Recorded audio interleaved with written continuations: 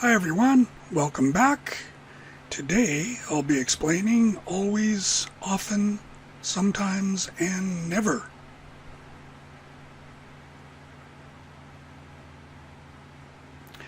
So for always, it's roughly about 80 to 100% of the time. So for example, I always brush my teeth.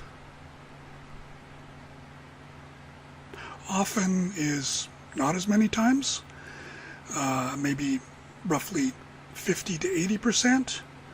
So I would say I often go for a walk, maybe not every day, but I often go for a walk. I often take my dog for a walk, about 5 times a week. Then we have sometimes. Sometimes is roughly about 5 to 50% of the time. So I play tennis about once a month or twice a month. So I would say I sometimes play tennis.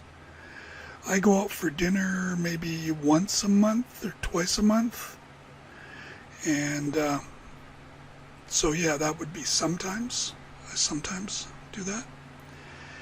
And finally we have never or hardly ever, which is about 0 to 5%.